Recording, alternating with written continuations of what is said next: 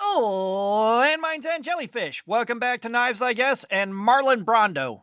It's got what plants can't refuse: electrolytes. But do me a favor and hit that like button, or you'll never see why kids love the taste of Cinnamon Toast Crunch.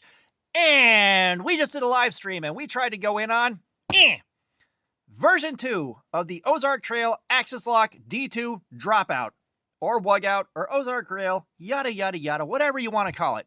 So, let's take a look at what we're holding, because it'll bother you if I don't, and you know I spoil you. So first things first, and most importantly, the pocket clip is tip up, which is the Lord's carry. We got the black plastic scales, which I'm assuming are nylon or polypropylene. We have got an axis lock, and we got thumb studs, so let's flick the stud. And 3.25 inches of D2 steel. So, if you haven't seen my videos on these guys yet or anything, we got this one, and we have the olive drab one still to test, but we got these to test out against the Gen 1 of the Dropout. And if you haven't seen it, the Gen 1, the Generation 1, it had about double, almost double the edge retention of normal D2 in my testing, against the same metrics as the rest of the D2 that we have done. So we dice up cardboard until the edge is shot, and we use the amount of time we spend cutting, because counting all those cuts is catastrophically unmanageable. It gives us consistent results, and it gives us a metric to compare steels against each other with the same testing parameters. It's good enough for the girls I've gone out with. The results are reliable. We can predict how things are going to wear with pretty much 100% accuracy most of the time. Now, this thing did like 7 hours. D2 normally does 4 hours on factory edges. So the edge retention on this was absolutely nuts. Now, we went in on this thing, and the edge retention was god awful. Some of the worst I've ever seen. It was worse than 3CR13's edge retention. Now, Outdoors 55 did his videos on his Gen 1, the orange one without the reversible pocket clip. His did terrible until he hogged a ton of material off of the edge to get past burned steel. So I figured this probably had the same problem in the same burned steel. So let's give you a point of reference. Let's give you a point of reference here. So you can see where the blade is now, and all I did was sharpen this. I didn't hog off any material to get past burned steel or anything. Like, this is how it is after sharpening, after using for a live stream. Now, let's get these on camera together. All right, you can see just how much steel I removed to try to get past burned steel. All right, here they are, side by side. You can see how dramatic the difference is now. I still did not get into good steel. All right, this thing would not take an edge, and it was absolutely infuriating and confusing. Like, I could not get this down past like 250 at the best. You know, I went out to the garage, because like the first live stream we did, we hogged off some material towards the end of the live stream and put a new bevel on there to see if we could get past the burned steel. It would not get any sharper, so tonight I went and removed even more steel to try to get past bad steel into some good stuff, and it just wasn't having it. And I mean, I zipped all this stuff off on the 2x72. I kept it very, very cool. I was constantly dunking the blade in water to keep it from overheating. I was watching it very carefully, but I was also just trying to get it done. So you can see here where the thumb stud ate some damage on both sides. I just did not care at that point. Like, this thing is a throwaway knife as it is on the best day now. But you know, so we took it to the Ken Onion belt grinder, and we refined the edge on that. And I pulled up a nice burr all the way along the length of it that I could feel like I got it polished out. And Cutting Lay CDC, I just got some of her diamond emulsion in to strop with, and that stuff works gangbusters. It is fantastic stuff. It lets me do the same stropping I do anyways, but faster and easier. So, you know, I was trying that, everything I could possibly think of, and we did all kinds of crazy stuff just trying to get this to become sharp, and it would not. It would not. And I mean, I was throwing this thing. I was trying to not throw it all the way across the room, but I was throwing it at the box of cardboard that I had already cut up as hard as I could, just letting out some frustration. This was just a bad time overall. You know, I'm used to being able to get some kind of edge on stuff. I've sharpened tons of knives. I've gotten used to getting them good and sharp now, and this just wasn't having it. This thing, overall, is worse than mistaking a colostomy bag for a Capri Sun. I hate this one. This is Hall of Shame material right here, especially when you compare it to just how phenomenally this one did. And I gotta say it before you lose your mind trying to find one, these come with a huge caveat. All right, these are great, but you have to follow that with if you get one without the QC issues. So your QC is hit or miss on the Gen 1. You may get a good one, you may not. There's no telling. It's not worth going out of your way to try to find one. This one is trash, just garbage. Hot garbage on a bad day. If I were to describe this, it would be wet diarrhea in a sleeping bag on a hot day. Oh, just god awful. So we've had a lot of duds that wouldn't take a good edge and haven't performed well in the last couple of months here. We just had a lot of swing and a miss knives. So I figured I'd grab something that I thought would at least take a decent edge, and we grabbed the Camillus wedge. Now, Camillus is highly vaunted for their low quality blades, and this, no exception. I tried to sharpen this one, and the more I tried to sharpen it, the worse it got. I mean, I've sharpened a ton of knives, and I went through, like we did the Kin Onion belt grinder that normally gets some screaming sharp. Just nothing but good things have come out of that thing. But you get to stuff like this, and it's just like, it won't take an edge. And I even had Cutting Lace EDC in here working with me, kind of guiding me through best practices because she sharpens knives professionally.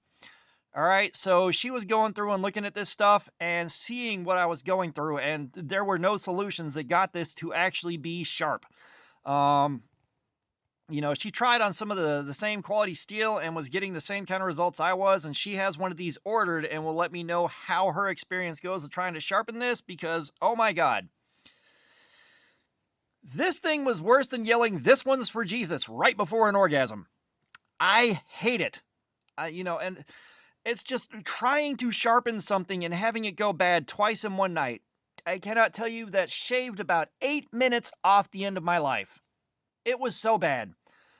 So we went and we dug into the graveyard and we got this old Opinel out. We got this old beat up Opinel out, and this is one that I accidentally loosened the action up too much on, showing a friend of mine how to make his operate a little bit more smoothly, so it's not really a good user anymore. But it had an edge on it, and I figured we'd do some cardboard slaying with this thing because I had to have something. I needed to cut some kind of cardboard tonight.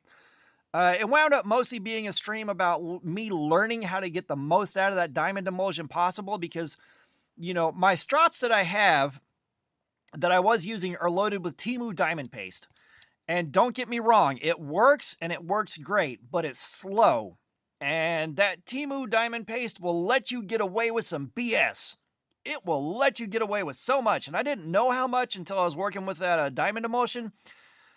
The diamond emulsion will not suffer a fool. Like, it'll backfire on you if you don't have some idea what you're doing. And so I learned best practices with it, and that's what I spent most of the stream doing, was sharpening, playing around with that. But I did get some cardboard slaying in, and we went in with the Opinel.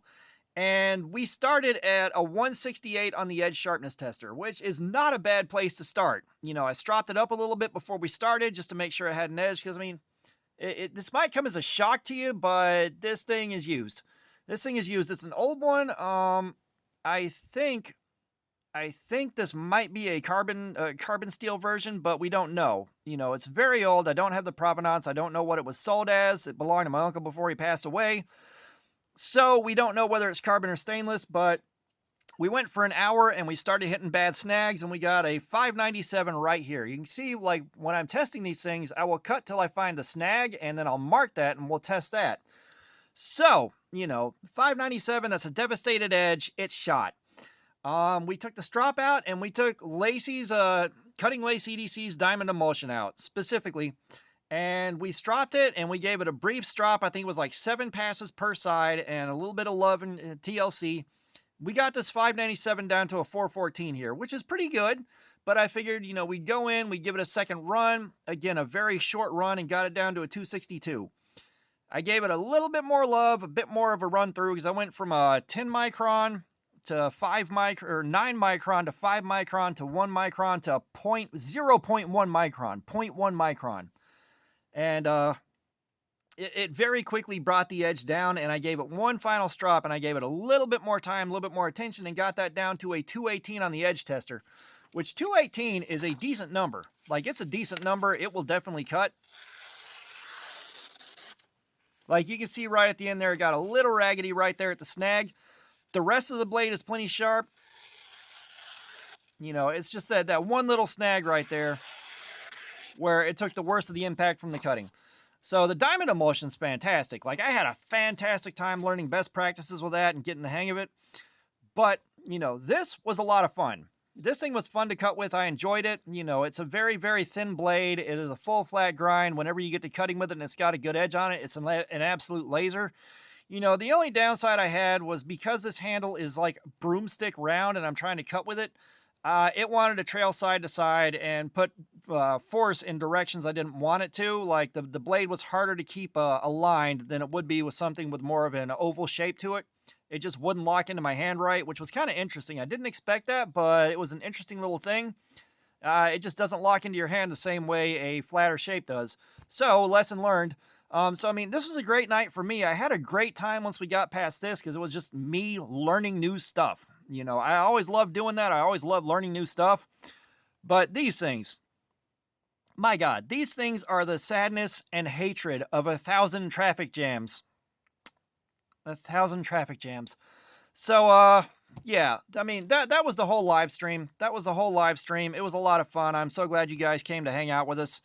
But, yeah, like I said, I will link off to Cutting Lace EDC's shop on Blade Binge if you want to get the diamond emulsion. I'm not getting paid for this. By the way, I'm not getting paid for it. It's not an affiliate link. It just works great. I am blown away with how good it is. And you're helping somebody that's working a full-time job, professionally sharpening and taking care of their kid all in like one big whack. So no lose situation there. But yeah, you know I love sharing what happened with it. You know I love sharing what happened during Cardboard Slayer. That was a long night. I'm tired and words are hard. Cut me some slack. But you know I love sharing with you what happened. That's what happened here. So all that being said, thanks for looking at my crap. Subscribers, you guys are awesome. Y'all keep coming in. I appreciate you so, so much. If you haven't subscribed, please do. We are closing in on 5K right now. We got our live streams. We got regular videos. There's plenty of activities. Comments. I love some feedback. This is going to be good. Let me know what you think about this hot mess right here. But all that being said, y'all have a nice day.